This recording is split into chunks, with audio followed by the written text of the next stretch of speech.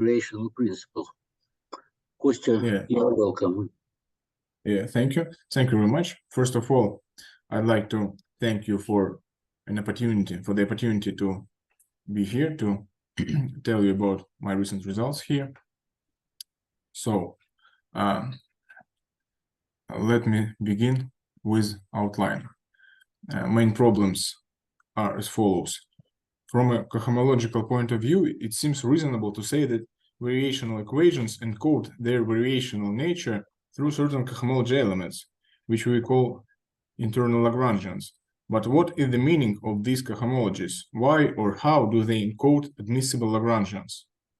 And the second question is, what details about the variational nature of a differential equation are known to its internal Lagrangians? And as main results, as possible answers, I propose the following ones. Each principle of stationary action reproduces itself in terms of the intrinsic geometry of a variational equation, and one can consider variations of internal Lagrangians within different classes of submanifolds. Non-degenerate Lagrangians produce internal Lagrangians which can be considered non-degenerate in some sense. So the whole presentation is devoted to an explanation of these main results. Now I'd like to introduce some basic notation. Suppose we have a locally trivial smooth vector bundle pi. E and M are smooth manifolds. Dimension of M equals to n, and dimension of E equals to n plus m. Here x1, etc., xn are local coordinates in some coordinate neighborhood in M. They are independent variables. And u1, etc., um are local coordinates along the fibers of pi over u. The bundle pi determines the corresponding bundle of infinite jets, pi infinity, with the adapted local coordinates u, I, alpha along the fibers. The Cartan distribution or Pfaff-Lie contact distribution is spanned by the total derivatives dxk. They have the following form. Here alpha is a multi-index of the form of this form, just a formal linear combination. All alpha are greater than or equal to 0, and the module of alpha is just usual sum. So by a Cartan differential form, we mean a form vanishing on the Cartan distribution. A Cartan one form can be written as a finite sum of this kind in adapted local coordinates. So theta I alpha are contact forms or higher contact forms or Cartan forms, just Cartan one forms. The module of Cartan one forms determines the corresponding ideal of the exterior algebra. We denote by C to lambda the wedge square of this ideal. Further, I'll refer to elements of this ideal as twice Cartan forms. I'll call them twice Cartan forms. So they are at least twice, in fact, but I'll call them twice still. This means that any form from this ideal, any element of this ideal, contain at least two multipliers of this form, of the form 1 of contact forms. Any element, every element of this ideal contains at least two multipliers of this form. So horizontal n forms can be regarded as Lagrangians. By horizontal n form, I will mean an element of this quotient space 2. If a differential n form looks like this, then its variational derivative or variational derivative of its horizontal class is defined by this formula. Variational derivative or Euler operator. Another name of this variational derivative is Euler operator. Oh, this is just usual coordinate formula for the Euler operator. So now suppose that we have a system of differential equations f equals to 0, where f is a section of some bundle of this type, of this form. Here eta is some vector bundle over the same base manifold M, finite dimensional vector bundle of finite rank. And let's denote by epsilon its infinite prolongation. Just like as usual, here by infinite prolongation, I mean the original system of equations f equals to 0, together with all of its differential consequences. So if a differential n form on jets, if L a differential n form on jets, then certain cohomological reasoning leads to various decompositions of this form. So here we have the difference between exterior derivative of L and the variational derivative of its horizontal class. And this difference can be decomposed into a sum of twice Cartan form and the exterior derivative of a Cartan form. However, such a decomposition is not uniquely defined. We have various decompositions of this kind, and I would like to keep in mind all of these decompositions simultaneously. This results in the following commutative diagram. So if L is a horizontal form such that its variational derivative vanishes on epsilon, on the infinite prolonged system of equations, then L generates a unique element of this quotient space on the left. I will refer to elements of this quotient space as internal functionals. Besides, in this situation, we have horizontal cohomological class of this horizontal form. And this horizontal cohomological class produces a unique element of this quotient space, a unique internal Lagrangian. So internal Lagrangians are main objects of my today's presentation. However, I will consider both of these quotient spaces, space of internal functionals and space of internal Lagrangians. So strictly speaking, internal functionals are intrinsic analogs of separate horizontal forms, horizontal Lagrangians, and internal Lagrangians are intrinsic analogs of cohomology classes of usual horizontal forms on jets. This guy lives on jets, on jet space, and these elements of this equivalence class live on the infinitely prolonged equation. So besides, here we have some dotted arrows. The fact that they are dotted means that the corresponding mappings are not well defined. They are ambiguously defined. More precisely, they are ambiguously defined. Okay, so our goal is to obtain an integral functional from these from elements. Our next goal is to interpret elements of this quotient space as integral functionals. So to obtain a uniquely defined integral functional, it's necessary to get rid of terms that belong to this set. Question, sorry, what do you mean by integral functions? Integral functional. Functional. Yes, integral functional. So we have to get rid of terms that belong to this set, that is twice Cartan forms on epsilon, twice Cartan and forms on epsilon, and the boundary terms, the exterior derivative of Cartan and -1 forms on epsilon. Further, we prefer the Lagrangian approach to the Eulerian one and consider deformations of embeddings rather than motions of their images.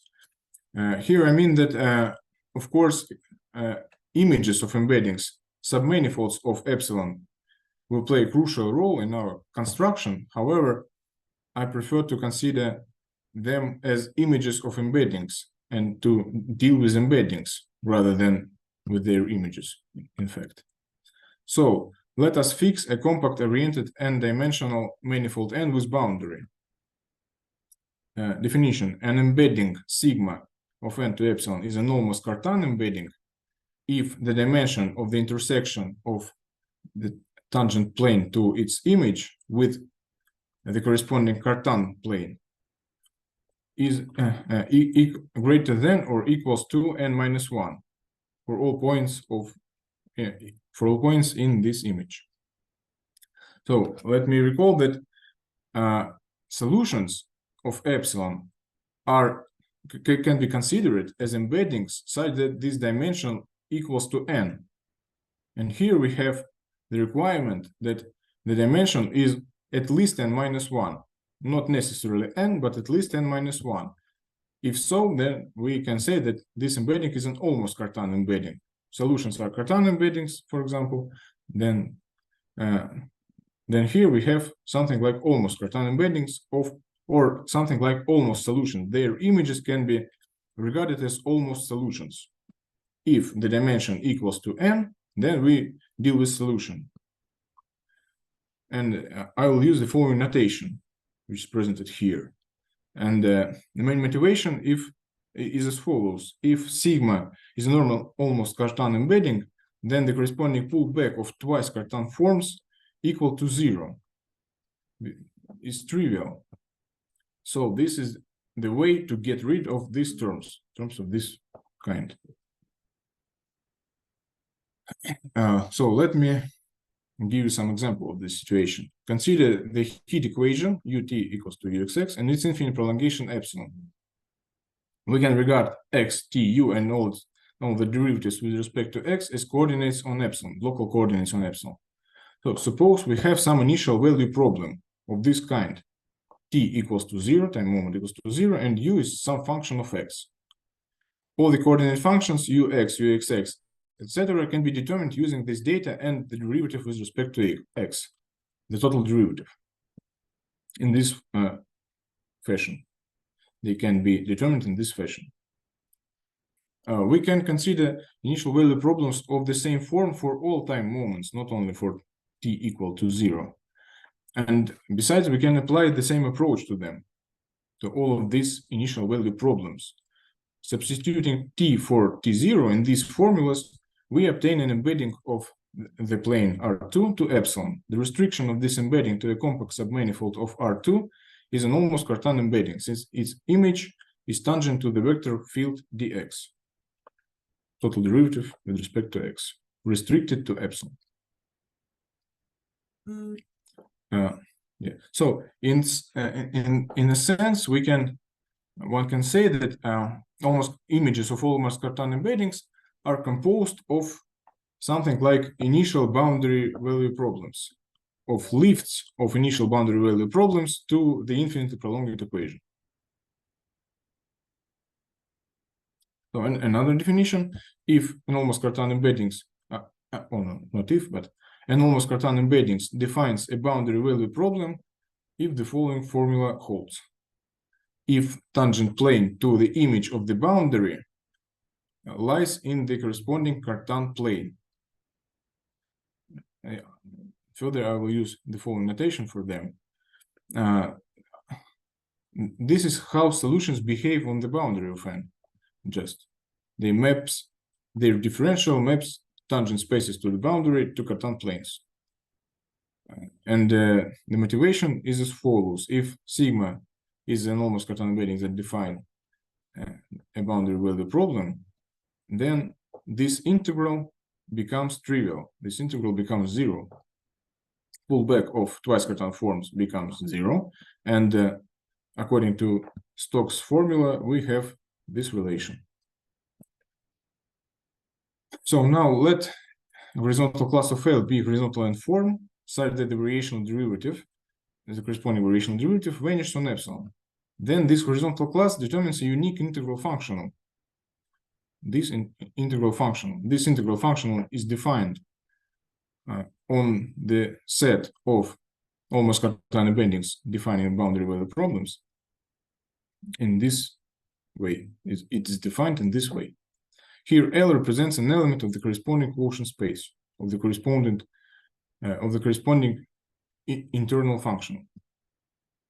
And if sigma defines a solution to epsilon, then S of sigma coincide with the value of the original action on sigma. This means that S of sigma is a way to reproduce itself, is a way for a Lagrangian, an original Lagrangian, to reproduce itself in terms of the intrinsic geometry of an infinite prolonged differential equation. Okay, now we have the following picture. If we have a compact oriented n-dimensional manifold n and a horizontal n form such that its variational derivative vanishes on epsilon, then we also have an element of this quotient space, the corresponding internal functional. And this element of this quotient space can be considered, can be regarded as functional on this set. Besides, in this situation, we have a horizontal cohomology class of this horizontal form. This horizontal cohomology class gives rise to a unique element of this quotient space, to a unique internal Lagrangian. However, internal Lagrangians produce ambiguous functional. An internal Lagrangian produce ambiguously defined functional on the set of all almost Cartan embeddings. But we prefer to define stationary points of internal Lagrangians, of these guys, of elements of this quotient space. Since this approach allows us to avoid some technical difficulties, they are well defined also. Therefore, below we take into account all almost Cartan embeddings, all elements of this set, and not only those that define boundary value problems. So consider a path in almost Cartan embeddings. That is a smooth mapping of this form, such that for all parameter values, the mappings gamma of tau are almost Cartan embeddings. Let 0n denote the zero section. Let 0n be denoted by this formula. Then gamma of 0 is just this composition. And if the boundary is fixed, we obtain the following formula. We obtain the following relation. So the derivative along a path gamma is completely determined by the corresponding presymplectic structure. The corresponding presymplectic structure is written here, is this equivalence class. It's easy to see that if we add something here, add a thrice Cartan form here, then this pullback will give us 0. And if we add something like element of this space, then we can add this, we can add a twice Cartan form to L, and this form arises here, but we know that left-hand side, we know that on the left, some additional twice Cartan form will change nothing. This means that on the right-hand side, we also change nothing with this section. So, and the general picture is as follows. A compact-oriented n-dimensional manifold n and a horizontal form such that its variational derivative vanishes on epsilon give rise to a unique internal functional, which becomes integral functional on this set, and we can consider variations of this integral function. However, we prefer to consider the right-hand side column, where we deal with cohomology class of this horizontal form. This cohomology class produces a unique element of this quotient space, a unique internal Lagrangian, and we can consider variations of internal Lagrangians uses corresponding presymplectic structure. Because of the corresponding presymplectic structures, they are well defined since they depend on the corresponding presymplectic structures only. So despite the fact that the corresponding functional is ambiguously defined, its variations are unambiguously defined. So, and the simple definition, an almost Cartan embedding is a stationary point of an internal Lagrangian, if formula 11 holds. So if the derivative is trivial for any path gamma in almost Cartan embeddings such that its initial value is sigma and the boundary is fixed. If sigma defines a solution to epsilon, then it's a stationary point of any internal Lagrangian of epsilon. We can see this from formula 12. If we consider some solution of epsilon, then substitution of something to this, then this is a twice Cartan form. Substitution of something to twice Cartan form gives us a Cartan form. However, its restriction to solution is trivial. So this integral becomes trivial. If gamma of 0 is a solution to epsilon, then this integral is trivial. One can also define stationary points of conservation laws the same way, and then they are completely determined by the corresponding variational one forms, variations of conservation laws. So, example, consider Laplace equation and its infinite prolongation. Let n be a compact submanifold of R2. There is a Lagrangian where L is a differential form written by formula 13. So the corresponding internal Lagrangian is represented by the restriction of this differential form. Suppose y capital is a function on n, and sigma is an almost Cartan embedding, which is also a local section of this bundle by epsilon restricted to, or pi infinity restricted to epsilon. So suppose sigma is a local section such that its differential maps this vector field on n to this vector field on the image of n. Then in local coordinates on epsilon, we have the following relations. Sigma is defined by the following formulas. Arbitrary smooth functions f and g determine an appropriate sigma and vice versa. In fact, all other coordinates, all higher derivatives, let's say all higher derivatives, are unambiguously defined by these requirements, by the condition 15 and functions f and g. So all other derivatives are uniquely defined by the data. Now let delta f, delta g, and delta y be arbitrary smooth functions on n, vanishing together with all their derivatives on the boundary. Substituting f plus tau delta f, g plus tau delta g, and y plus tau delta y for f, g, and y in sigma, we obtain the corresponding path gamma. It suffices just to consider this pullback and to write down the corresponding Euler Lagrange equations. So it's not so necessary to substitute these expressions for f, g, and so on. We can just consider variation of this of the corresponding action. With respect to the variables f and g, we obtain the following equations. Just two equations. It's easy to see that here we have relation between g and f. In fact, this is the required relation between f and g. And the first equation is just the original equation fxx plus fyy equals to 0. Just Laplace equation. So here we don't even need to vary with respect to the variable y. As we will see below, this is not a coincidence.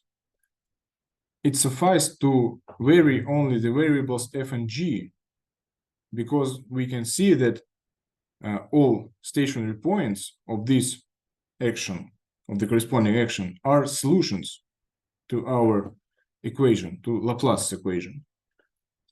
But we know that all solutions are stationary points. This means that in this situation under consideration, solutions and only them could be stationary points of the corresponding internal Lagrangian. And it's not so necessary to consider the variation with respect to the variable y. As we will see below, this is not a coincidence, in fact. And thus, an almost Cartan embedding, that is a local section of the bundle pi infinity restricted to epsilon, is a stationary point of the internal Lagrangian under consideration if and only if it defines a solution to epsilon.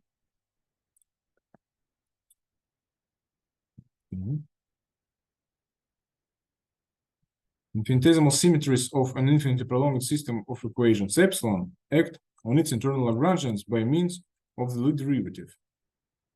The Durham differential D induces the mapping from internal Lagrangians to presymplectic structures.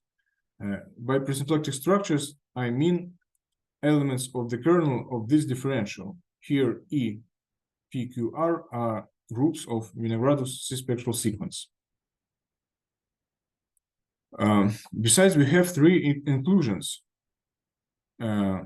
So here we have three complexes: the Durham complex, Cartan complex, and twice Cartan complex, complex of twice Cartan forms.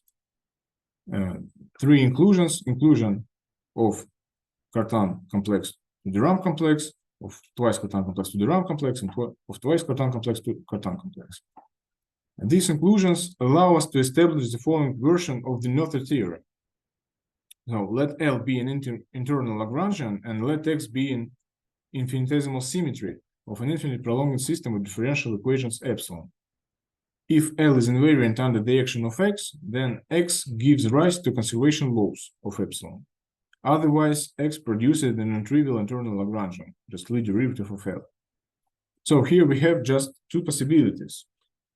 All symmetries can be applied in this situation, and just two possibilities. Each symmetry gives us two possible. Each symmetry gives us either conservation laws or non-trivial internal Lagrangians. If a symmetry gives rise to a conservation law, then it produces the trivial internal Lagrangian. However, if a symmetry if a symmetry produces no conservation laws, then it produces a trivial internal Lagrangian. Just two opportunities. Besides, if epsilon admits gauge symmetries, then all its internal Lagrangians are gauge invariant in this situation. So all internal Lagrangians are always gauge invariant. Oh, now we can consider.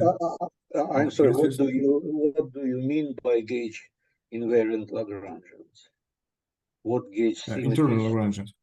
Yes, gauge symmetries are symmetries that belong to the image of some symmetry producing operator. Suppose that we have some operator in total derivatives that acts from some horizontal model to symmetries.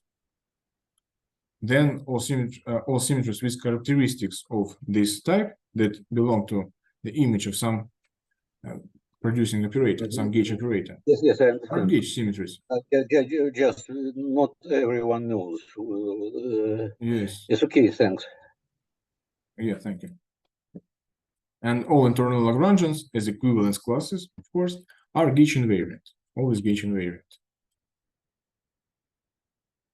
So let's consider the following situation. Now we suppose that N is a submanifold of the base space M, of the original base space M, and N is still a compact-oriented n-dimensional submanifold. M is a base space of some just bundle pi infinity. Denote the restriction of this pi infinity to epsilon by pi epsilon. We say that an almost Cartan embedding is an almost Cartan section of pi epsilon if it is section of pi epsilon also. And let Xi be a covector field on the base manifold M. An almost Cartan section sigma is a Xi section of pi epsilon if its differential maps the kernel of Xi to the corresponding Cartan plane for all points in N.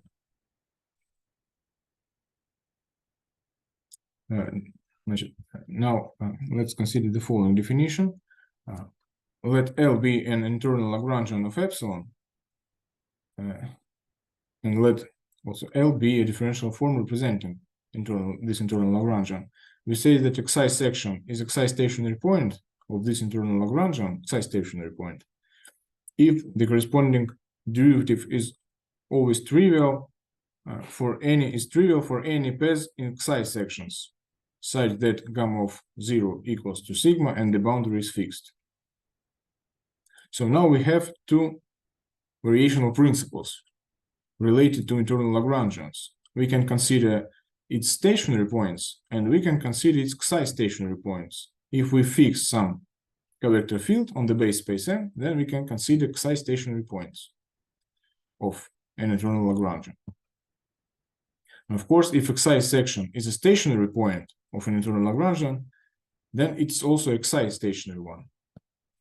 Now, then we have the following theorem. Let L be a differential n form on some finite jets, on some case jets, where k is greater than or equals to 1, and let epsilon be the infinite prolongation of the corresponding Euler-Lagrange equations. Suppose Xi is a non-vanishing, non-characteristic vector field for the corresponding system of equations on the 2k jets, such that the distribution Xi equals to 0 is integrable. Then Xi section is a Xi stationary point of the corresponding internal Lagrangian if and only if it's a local solution to pi epsilon. So in this situation, when Xi is a non-characteristic vector field, in this situation, all Xi stationary points are solutions and nothing else, even Xi stationary points. Of course, this means that stationary points, and that the only possible stationary points among Xi sections are solutions as well. And this theorem shows something like non-degeneracy of the corresponding internal Lagrangian. If the original Lagrangian is non-degenerate in this sense, in the sense of the existence of non-characteristic vector field for the corresponding system of equations, then it produces the internal Lagrangian that is also non-degenerate in this sense, at least. One can say that such Xi is related to the so-called n-1 decomposition, to the space-time decomposition, where n-1 is a spatial dimension and 1 is for time dimension. To consider such decompositions, we should have something else but Xi.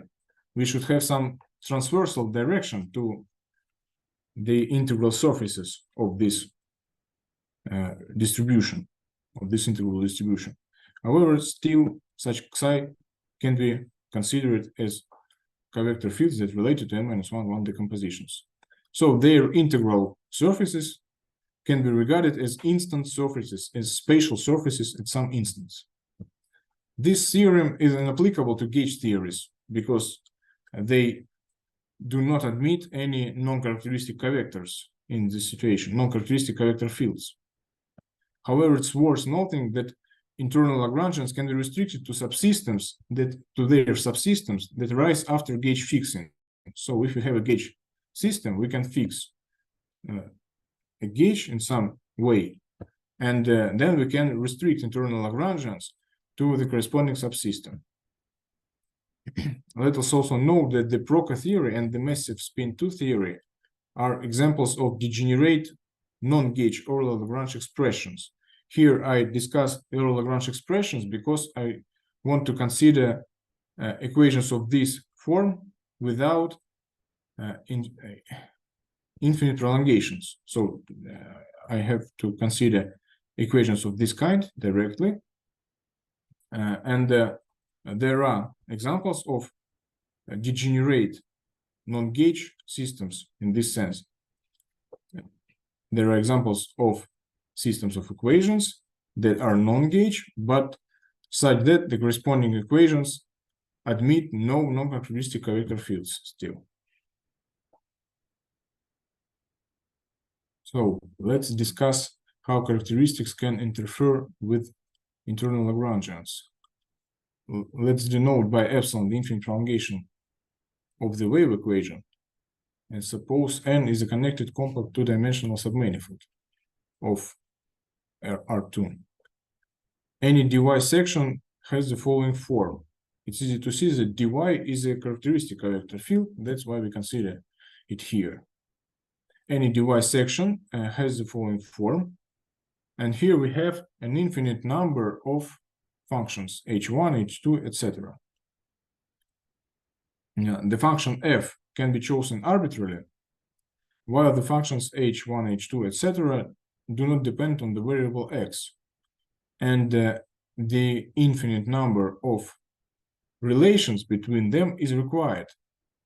We need, in order to say that stationary points are solutions only, we have to derive relations like h1, the derivative of h1 with respect to y equals to h2, the derivative of h2 with respect to y equals to h3, etc. Infinite number of relations is required. But using the internal Lagrangian of the wave equation, in fact, using any internal Lagrangian of this equation, we cannot get an infinite number of relations between these functions. So characteristics can be a problem for this theory, and we have to avoid them somehow. So let me give another example of this situation. Consider just one-dimensional Schrödinger equation written in the form of this system of equations. Here, u and v are real and imaginary parts of psi function. And this system is a Lagrangian one. Here we have the corresponding Lagrangian. Suppose n is a connected compact two-dimensional submanifold. The vector field dt defines the characteristic subdistribution. So here we have only one characteristic distribution, and this characteristic distribution is defined by dt. dt equals to 0 is the corresponding characteristic distribution. Choosing ut and vt as external coordinates for the infinite prolongation epsilon, we can see that any dt section has this form. So here we have only two functions f and g, two arbitrary functions on n, and all other coordinates on the Schrödinger equation are unambiguously defined by these two functions and their derivatives, of course. The desired internal Lagrangian is represented by this form, the differential form. Now assume that gamma is a path in dt sections such that the boundary is fixed. Then we can only vary with respect to the variables f and g. Eventually, we find this pullback. The corresponding pullback had this form. Comparing this pullback with the original Lagrangian, we can conclude that all dt stationary points of the internal Lagrangian under consideration are local solutions to pi epsilon. So one can, so here we see that the only one characteristic distribution doesn't lead to any problems in this sense. The corresponding the variation in class of dt sections gives us solutions only again. So one can identify dt sections of an evolutionary system of equations with sections of its original bundle pi. In this case, the variation of an internal Lagrangian within the class of dt sections has the same physical meaning as the variation of the corresponding Lagrangian on jets. I mean that any attempt to explain physical meaning of this construction forces us to say the same words as words that we pronounce when we try to explain the meaning of usual variational principle, of usual stationary action principle. We also control time evolution using initial conditions, using some initial conditions in this situation. And now let's consider some surprising example. Consider the potential KdV equation and its infinite prolongation epsilon. This equation admits the presymplectic operator delta with non-trivial kernel. It's easy to see that the kernel of this differential operator, presymplectic operator, is not just non-trivial, but a symmetry. There is a symmetry that belongs to the kernel of this presymplectic operator. Namely, U-shift symmetry belongs to the kernel of the corresponding presymplectic structure. So the corresponding presymplectic structure should be considered a degenerate one because its kernel is non-trivial. And it can be related only to a variational principle that gives a consequence of the original equation, but not the potential KdV itself. There exists a unique internal Lagrangian producing the same presymplectic structure. Yeah, here we regard the variable uxxx and its derivatives as external coordinates for epsilon, and while the coordinates are local coordinates on epsilon for us. Now suppose we have some connected compact two-dimensional submanifold of the two-dimensional real plane, and let us define psi by this formula. It's easy to see that this formula, this form of psi, is just general form of a non-characteristic vector field. Any non-characteristic vector field for potential KdV, for the potential KdV equation is of this form. And then psi section sigma has the following form. So here we have three arbitrary functions on n. These three arbitrary functions define psi section, and any psi section also defines three corresponding functions, f, h, and g. The expressions for all other coordinates on epsilon are unambiguously defined. And we get the following pullback. Eventually, we get the following pullback. Varying with the corresponding action with respect to f, g, and h, we obtain the following system of equations. The system of the corresponding Euler-Lagrange equations. It's easy to see that these equations do not imply the relation between f and g, the required relation between f and g. Therefore, the set of psi stationary points contains more than just local solutions in this situation. And it's okay in the sense that the corresponding presymplectic structure is degenerate. So this is what we should expect in this situation, I guess. However, we can also vary with respect to the variable x. That is, we can perturb the vector field psi. And as a result, we get the missing equation, the missing relation between f and g. So as a result, we see that the corresponding system of Euler-Lagrange equations in this situation gives us solutions and nothing else, only solutions, gives us only solutions. So if we fix vector field, the vector field psi, then we obtain this system of Euler-Lagrange equations. However, if we can consider also variations of psi, then we obtain this system of Euler-Lagrange equations. And this result is quite surprising because here we have solutions only. If psi determines a non-characteristic distribution, then psi section is a stationary point of the internal Lagrangian L, if and only if this section is a local solution. So this means that the corresponding variational principle, becomes complete in some sense. And it's quite strange situation because the original presymplectic structure is no doubt degenerate. And of course, but this is not the case for psi stationary points. This example explains why we need for some notion of psi stationary points in this situation. So I guess that's all. And thank you very much. I'd like to answer your questions now. Thanks a lot. Questions, remarks, comments?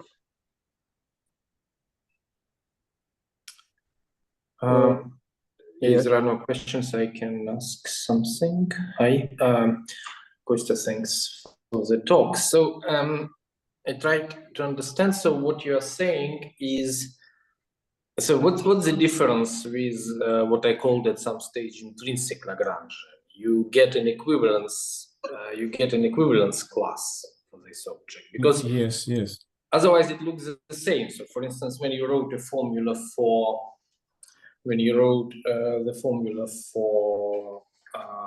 for instance, for Laplace equation or wave equation, this is precisely the same. Yes, yes, of course. But this is representative, yes. But Yes. you are saying that you get an equivalence class for this object, which guarantees the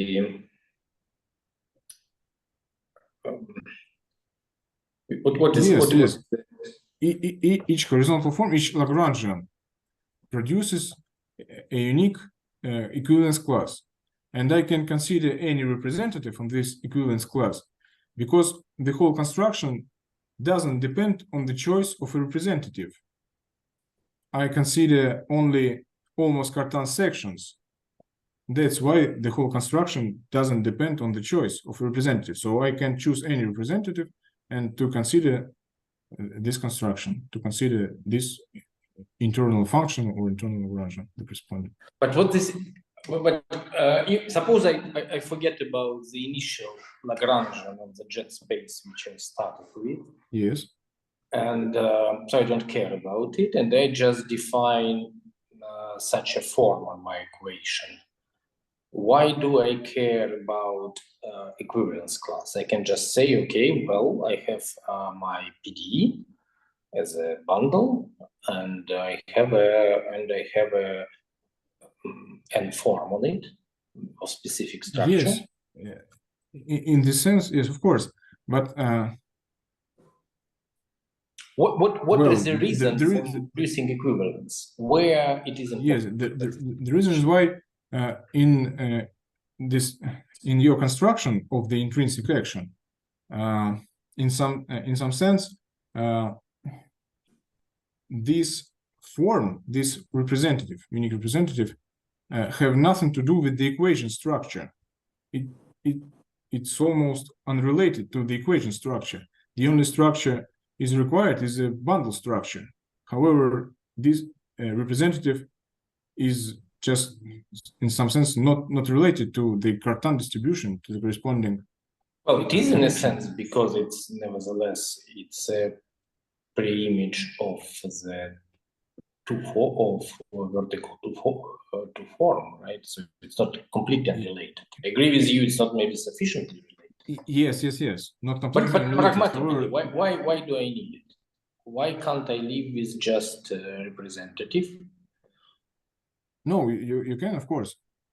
I mean that just if you consider variational principles on jets, then you have to take in mind all these representatives. But if your start point is equation with a fixed representative, then of course there is no problem. And maybe one small remark, I'm not sure I fully understood it, but I think if you consider evolutionary equation or what you call equation with characteristic, I think it should fit to what I call natural systems for which intrinsic action is complete. So I think it's kind of equivalent or particular class, maybe. Yes, okay, yes. not sure. I guess so. I'm not so sure about it because these two constructions are still different.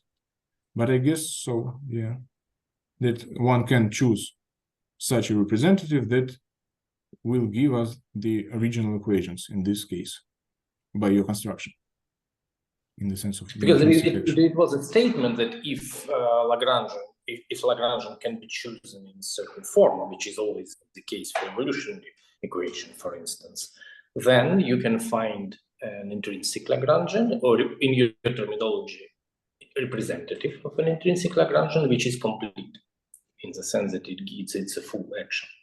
Yes, but these two constructions are quite different because I consider variations in maybe we should not get special too class. long. Maybe we can discuss too far. We can discuss independently.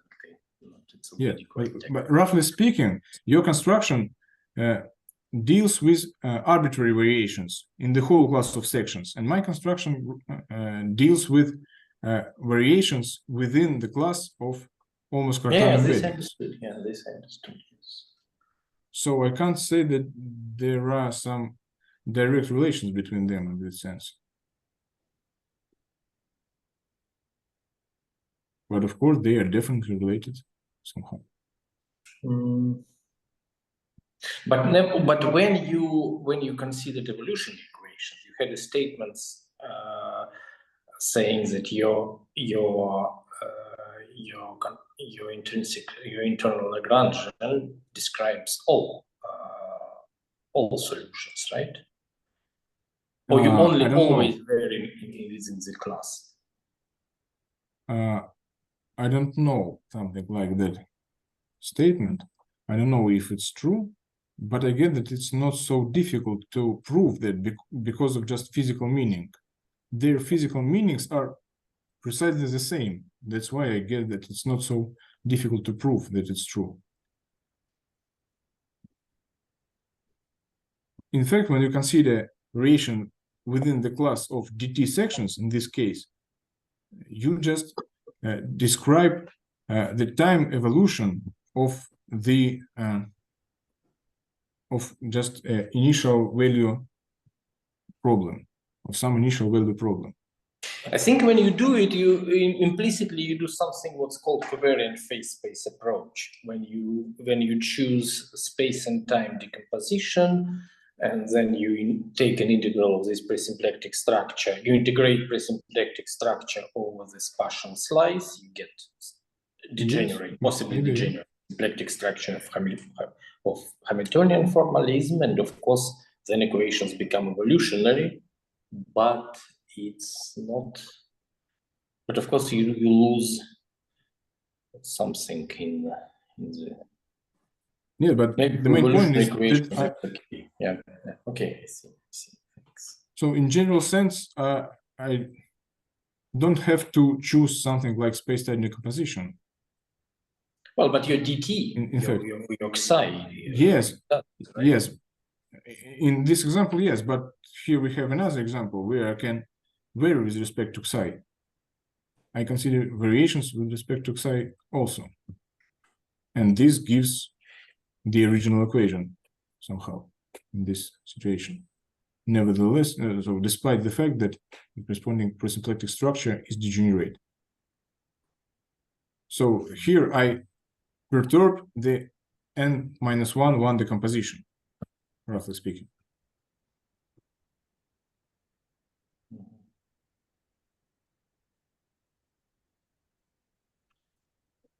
Okay, thank you. Maybe we should discuss. Yes. No questions. No questions, more remarks. Okay, Kostya, thanks a lot. Well, I hope that this is not the last talk of yours here, and you will continue. Thank you. No, the next session will be in a sense algebraic, but somehow related to integrable systems. So you are invited next Wednesday. Wednesday is the same time, and we'll meet in the Independent University with a parallel broadcasting on Zoom. Goodbye, and thanks a lot for visiting. Bye-bye. Thank you. Goodbye. Bye-bye. Thank you.